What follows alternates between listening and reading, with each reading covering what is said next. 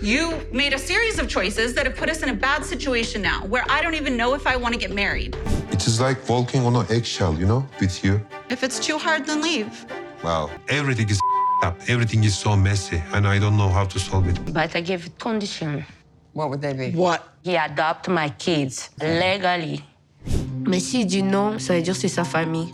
Je vois pas qu'est-ce que je ferais. So Mark and Mina are beginning to settle into their new life in New Hampshire. But the reality of Mark's job is only just dawning on Mina. With Mark gone on a 5-day contract, this is the first time that Mina's all alone in that big old house. And it's boring. In fact, Mina's so bored that she started reshuffling the photos on the wall. Voir tout le temps la photo de son ex-wife, I have impression she watch me.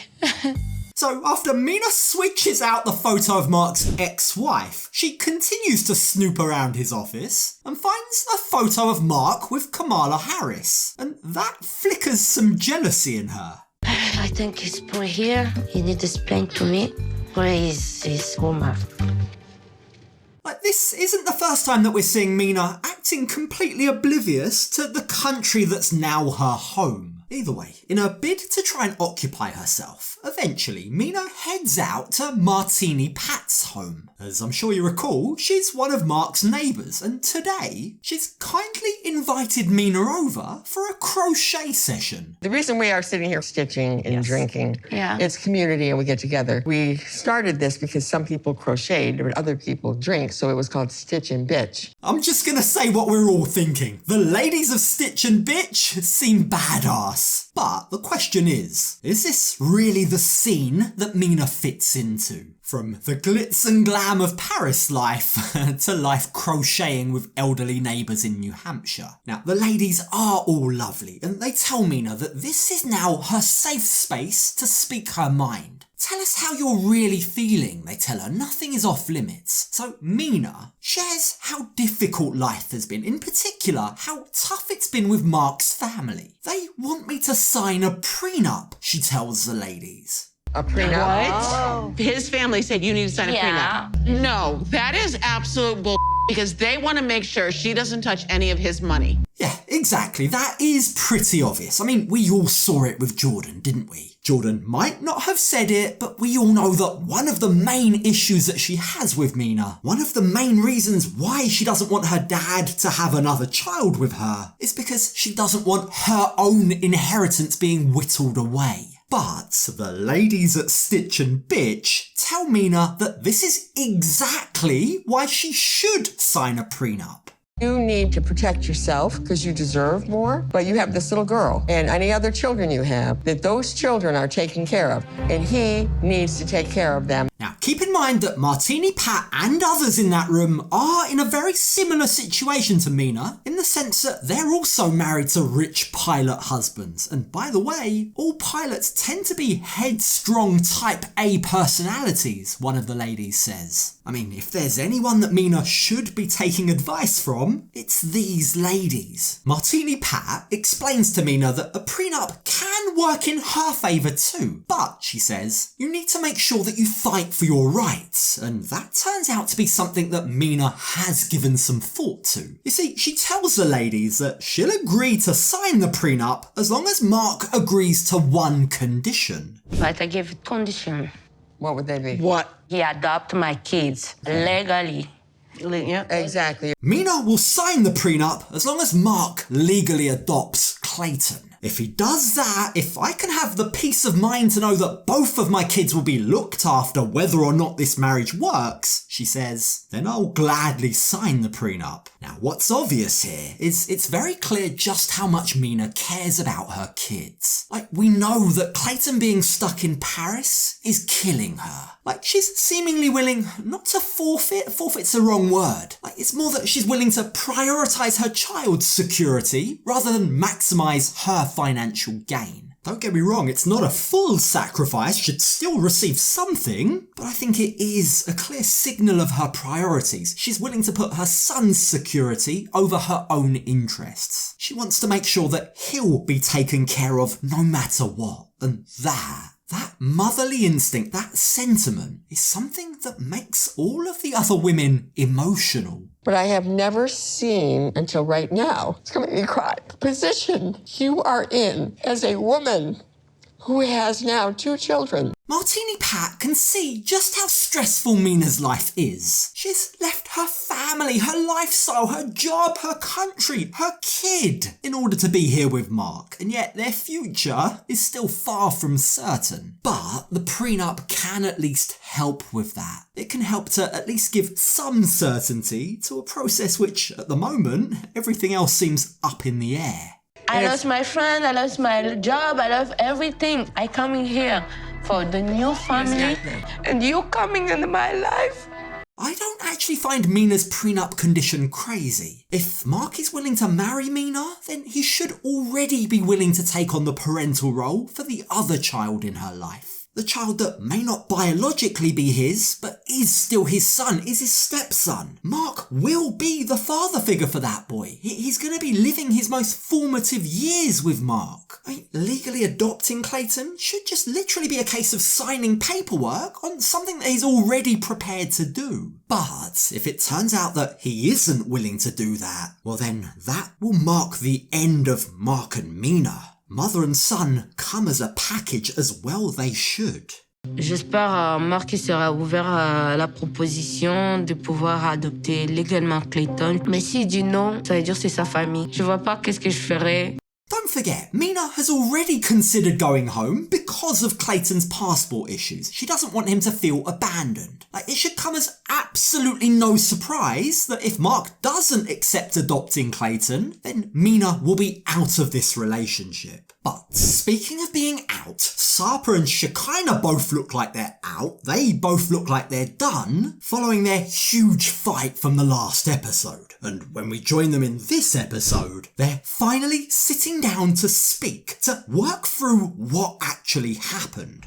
Big problem. I feel myself weak. I mean, I cannot work here. But do you realize that it's not me making that rule? Then why am I the one that's being punished? Oh, Shekinah, do you realise what's going on here? Do you realise that your husband is trying to open up to you? He's trying to open up about his struggles adapting to a new country. Forget about yourself for a moment. Do you have no empathy for this man? Shekinah's so self-absorbed about how she's being treated that she doesn't seem to realise or care just how badly Sarper's struggling. You don't like me anymore. I don't like the Sarper that you've been showing me lately. No. Distant, cold, rude, dismissive. I was in depression.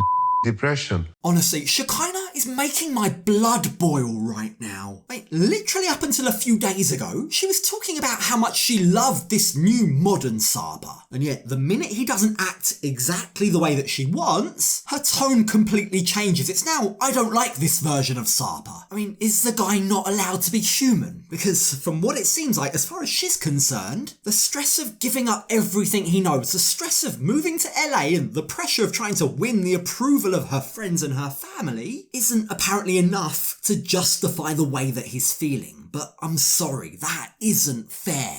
All of that put you in a depression? Yes, and the biggest one You've been loving LA. Oh my God. And then all of a sudden, the past 2 days, I'm hard to live with. The dogs are hard to live with. Are you serious? Is Shekinah having a laugh right now? She lured Sarper to LA dishonestly. She deliberately didn't tell him just how their living situation was going to be. And yet now she has the audacity to be pissed off at him because he's finding it hard. Yes, Shekinah, newsflash, most people would find it hard not to even be able to cook in their own homes. Not even being allowed to be in their own home during working hours.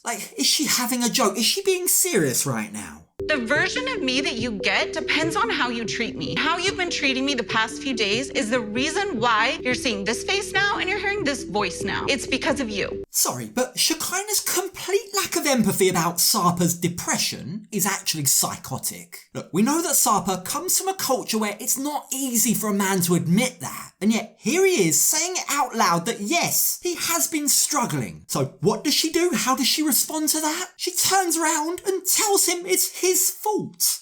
You made a series of choices that have put us in a bad situation now where I don't even know if I want to get married. If we break up, you will cry for years for me. Good for you, Sarper. Know your worth. Isn't it funny how the longer that this relationship has gone on, the more it seems like Sarper is the one that puts more value in it than Shekinah. Sarper sees them as soulmates. He tells her that if they break up, he's never going to get in a relationship again because he believes that they're made for one another. If you're not the one for me, then that's it. I give up. No other woman will ever be the one for me, he says. And while it really does seem like Sarper wants to fix this, Shekinah, on the other hand, just seems to want to yell at him. It is like walking on an eggshell, you know, with you. If it's too hard, then leave.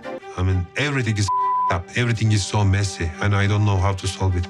Shekinah tells Sarper that if he can't handle it, no one's forcing him to stay. But, frankly, I'd tell Sarper to run for the hills right now because Shekinah is acting terrifying. She clearly wants a man that she can control, and the minute that Sarper steps out of line, she switches off her emotions. She makes him feel like he means nothing to her. And I'm sorry, but that is manipulation, 100% manipulation. The man that I'm with doesn't know what I need to hear in this moment. He doesn't know what to say.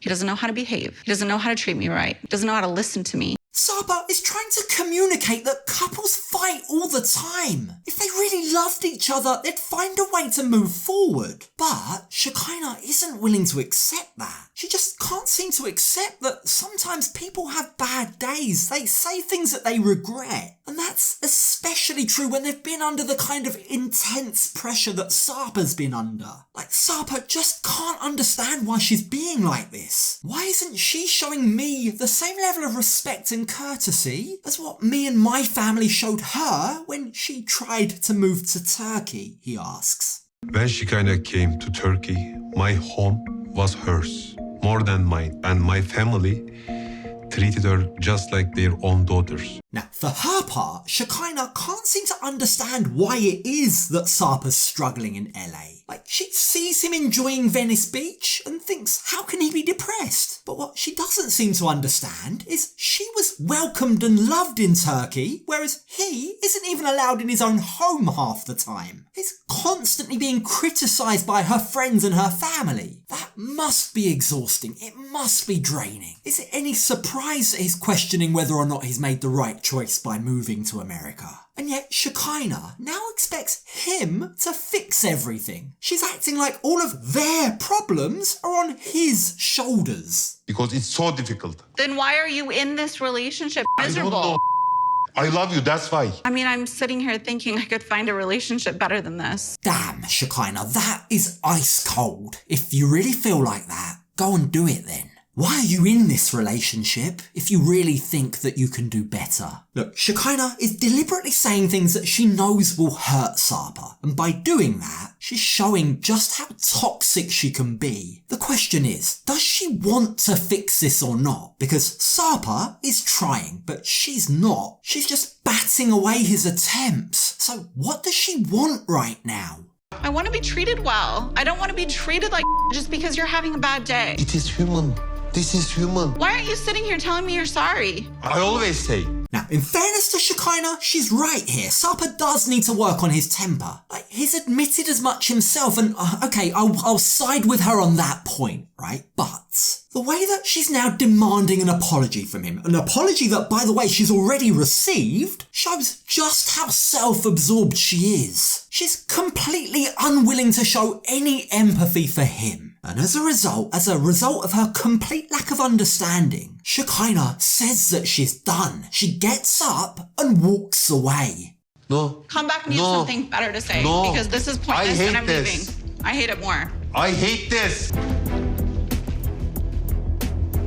Sarper's practically begging her to stay. Sit and let's communicate. He's trying, but it's Shekinah who's choosing to walk away here. It's unfair. It's the coward's option. That's the easy thing to do when it's your country, your house. So now, on top of all of his other troubles, Sarper now finds himself stuck in a home that he's not feeling welcome in, without a support system, and dangerously on the brink of giving up. Yeah, right now, this relationship feels like it's on the edge of a cliff. One wrong step, and it could be game over.